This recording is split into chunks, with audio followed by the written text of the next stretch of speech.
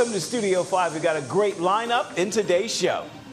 We are finally home! It's a mixture of comedy and drama in theaters just in time for the holiday season. Please forgive my cousin. Forgive me. Is he Jesus? Are you Jesus? And actor Ricco Ross is here to talk about Unexpected Christmas. The thing about this movie is that it deals with human issues. These human issues are going to be the same human issues that you're dealing with. Singer, songwriter, and author Andrew Greer digs into the Sunday school lessons of President Jimmy Carter. So this is more of a chapter book, it's more of a reading book. I then wrote introductions to each of the sections, section by decades, to kind of bring in the Carter context. We begin with Unexpected Christmas. It's a combination comedy and drama. And at the center is a family who reunites for Christmas. All is going well until it's not. Chaos ensues, secrets are revealed, and rivalries are resurrected. The all-star cast includes Tabitha Brown, Anna Maria Horsford, and Ricco Ross. He's sitting down with us alongside filmmaker Phil Thornton. You never told me what you wanted for Christmas. All I want is you. Yeah. I think he's gonna propose to me. Tonight, the snow. you're gonna be the belle of the ball. You are finally home! Oh, that must be your sister. Go open the door for me. Hello. So you are a producer and distributor for Yes. Unexpected Christmas. Yes. How does it feel to see your work come to life in this way? I am grateful. I am still taking it all in, if I'm being honest. It's just to actually have an idea, go through the script process, rewrites, casting. The producing part is one aspect, but then I said, oh, that's not enough. So how did you two meet? That's what I want to know. We got different last names, live on different sides of the country. How am I supposed to know? He'll realize he made a mistake soon enough. Take me back to the beginning. Where did Unexpected Christmas happen? What happened? Unexpected Christmas. So I founded my company, Three Diamonds Films, with my business partner, Terrell Woodbury. And we were trying to figure out what was going to be that first project to kick our company off. And he received a script from Cassandra Mann, who's our writer. And we were like, man, this is different. This is twists and turns. And it's not your typical Christmas movie. And we decided to film it last year in LA. Go ahead, baby. You tell us what you want to tell us that you do. What? You know I'm right. Please forgive my cousin. Forgive me. Is he Jesus? Are you Jesus? It was divine. And from the beginning to producing the film and funding the film and now distributing the film, just it's some favor. If you had to venture a guess as to why, what do you think it is? Why do I think it is? I know why it is. It's God. This whole thing has been divinely orchestrated from the beginning. And as the saying goes, happy wife, happy life. Yeah, fellas, but look. What about us, though? Huh? What about you? What was it about this story that brought it to you and made you say yes? If you have a good script and then you can put the other pieces together, then you have a fighting chance, because there is luck in this business. Sometimes you can have all the elements and it still doesn't work out.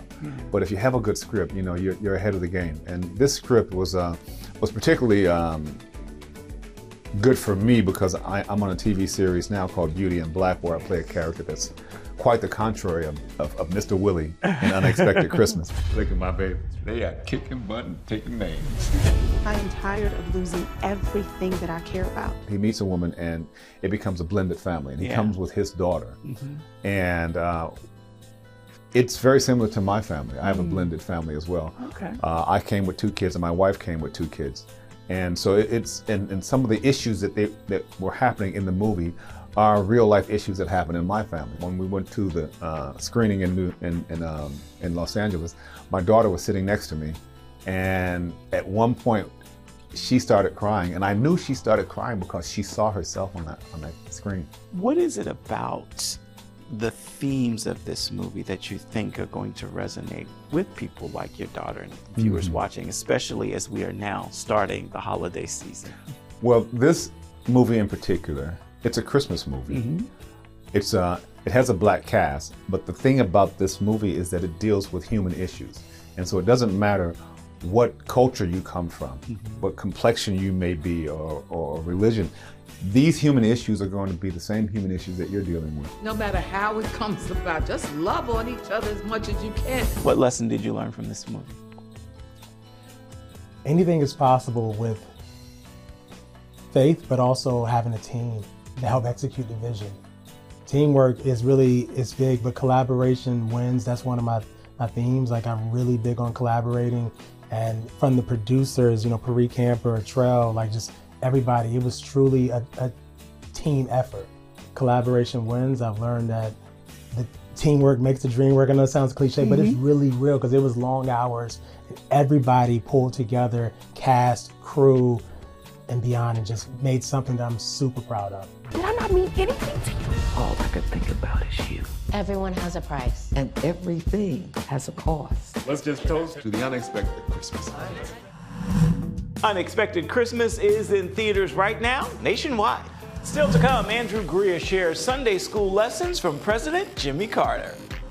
It doesn't matter who I'm voting for today. There is a meeting point for us, and that meeting point is Jesus. Welcome back to Studio 5. Singer, songwriter, and best-selling author Andrew Greer is sharing a passion project, Sunday school lessons from the late President Jimmy Carter. They're in his book, More Than a President, Sundays with Jimmy Carter.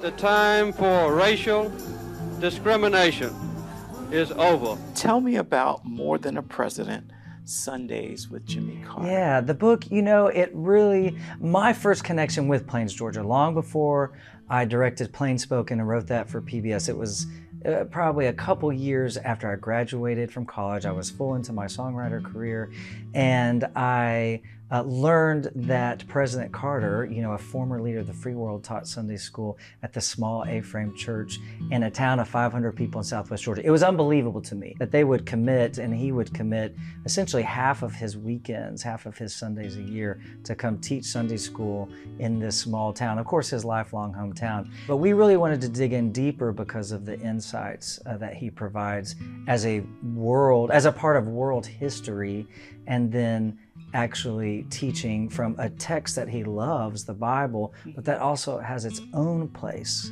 in a world in ancient history. So kind of marrying that history together provides really, I think, a unique, texture. If you had to pull out the greatest lesson, what would it be?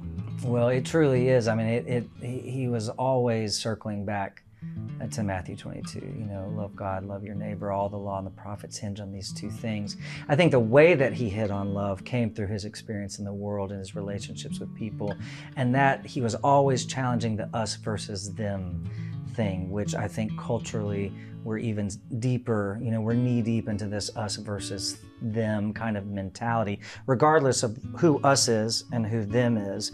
And he was always highlighting that we don't set the table. God has set the table and has invited everyone to that table. So our opportunity is simply the gift of love. I know that Mike Pence isn't that interesting? Yeah, and I love one of the things he said. He said that he's a Republican. Yes. Okay. And he said he inspired generations of believers in both political parties, including me. In this new book, Andrew Greer invites future generations to take a seat in a pew and listen in on the Sunday school lessons of this good and great man. Mm-hmm.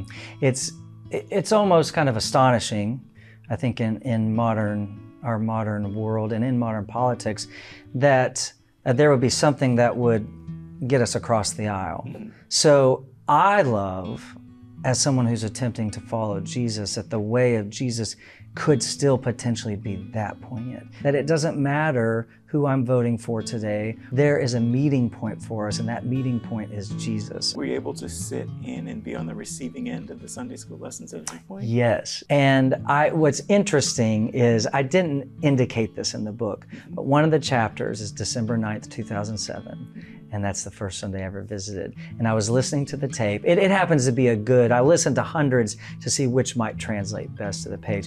It did translate well, and I was thrilled because he would always call out at the beginning of lessons, where's everybody from? You'd have people from China, from Ghana, you'd have rabbis and imams and pastors, and then people from all kinds of states. And I heard you know, some dummy in the back go, Tennessee, and it was me. You know, I was like, this feels very full circle. Things we don't know how they kind of come back into play, and so yes, I was able to experience. What do you think he would think? Oh, that, you know, I don't know. He'd probably find the typos.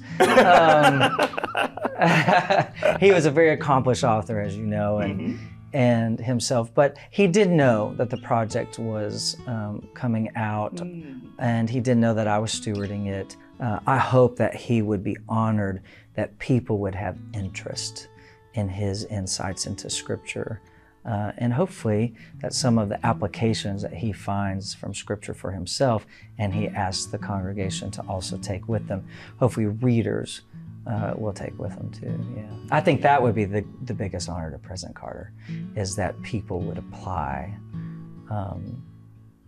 these beautiful concepts in the gospel of humility and love. More Than a President, Sundays with Jimmy Carter is available wherever you purchase your reading material. We've reached a sweet spot in this week's show. It's time for your Studio 5 Snapshot. We pause to celebrate a life well lived and remember wife, mother, and actress Diane Ladd. The three-time Oscar nominee's roles are wide-ranging, from a brash waitress in Alice Doesn't Live Here Anymore and the series Alice, to a protective mother in the film Wild at Heart. Diane Ladd's daughter, actress Laura Dern, called her mom an amazing hero and a profound gift of a mother. She was by her mom's side when she died. Diane Ladd was 89. And that is this week's Studio 5 Snapshot. Still ahead, we head to the land of Oz for a long-awaited sequel. Here we are on a yellow brick road. Thank God it takes thousands of people to make a movie like this, because together you all lift.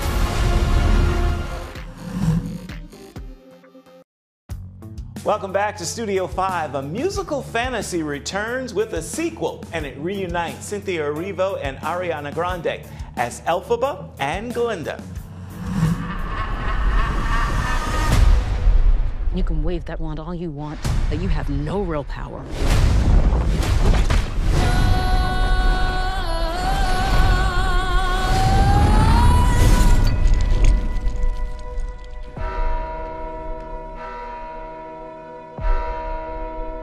Elphaba Throp, I know you're out here. Just come in before the monkeys spot you.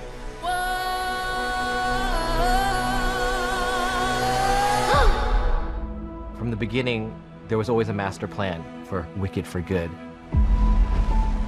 We knew that this was always going to be a bigger story than movie one. That was their youth. Those kids have to grow up, and they have to make choices that may last a lifetime. This isn't school anymore.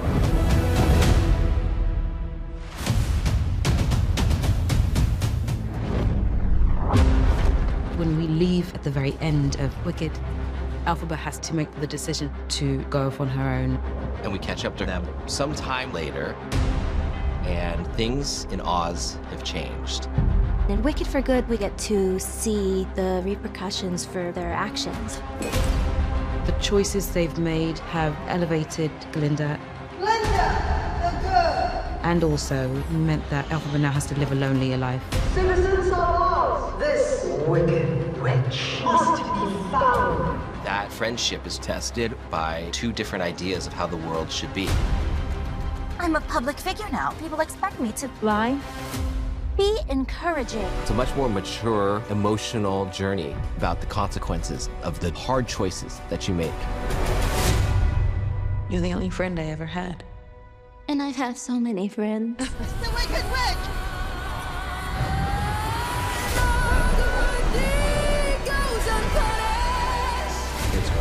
Haven't you heard? I'm the Wicked Witch of the West. I believe their bond is unbreakable, but it is deeply challenged by the distance that they have to navigate. We really just get to see how far we can push this friendship. There's nuance, there's hurt, there's forgiveness. They start to question the reality that they're living in. We can't let good be just a word. It has to mean something.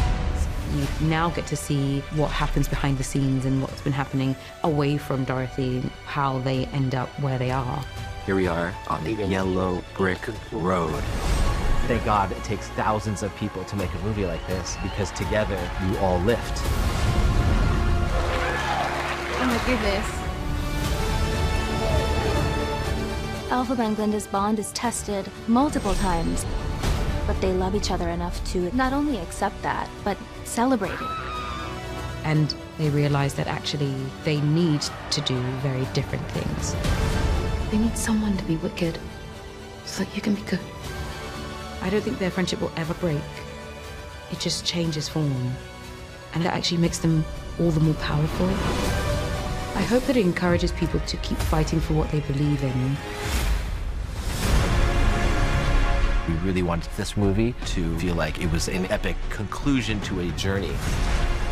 And you get to the guts of what Wicked is all about. These two women love each other so much, and they truly change each other for the better.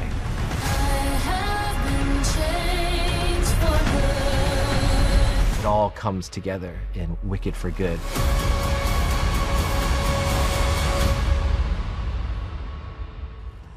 Fans have waited all year for this. It's in theaters November 21st. Welcome back to Studio 5. Music helps us to bring you this show each and every week, and this week's soundtrack comes from October London, who is featured on the Unexpected Christmas soundtrack. Take a listen, and you'll hear why Unexpected Christmas is what's playing in my ear.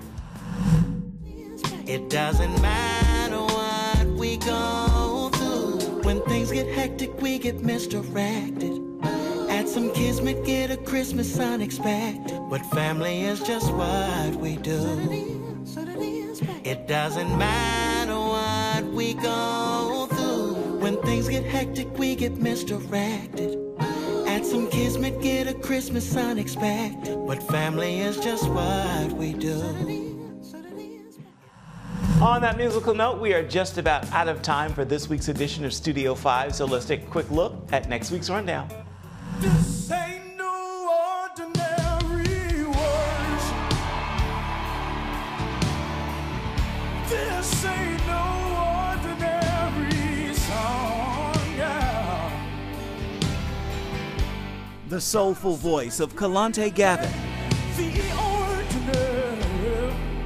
who's taking us on a journey with Worship School. Worship School was a community that we curated for creatives to become all that God has called them to be, not just on the stage or the platform on Sunday morning, but from Monday through Saturday. How to take the ministry and literally see it blossom into artistry.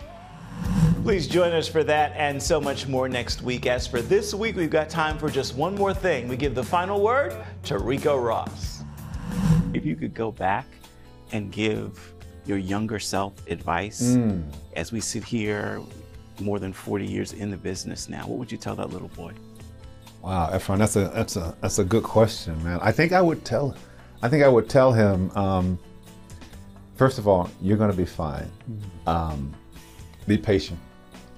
And this ride is going to take you around the world 2 or 3 times before you know it. What's that journey been like? It's been a roller coaster. It's been up and down. You know, there are peaks and valleys in this business. And what I tell young people when you get into it, you know, don't wait to be happy once you reach your goal, because some people never reach the goal. I said you have to learn to enjoy the journey. And if you can do that, then you're good to go. Otherwise, you can find yourself being very bitter. That's a great final word for this edition of Studio 5 and for this week's look at uplifting entertainment. Until next time, make time to uplift someone around you, and then please come on back and see where Studio 5 takes you next week. Bye-bye.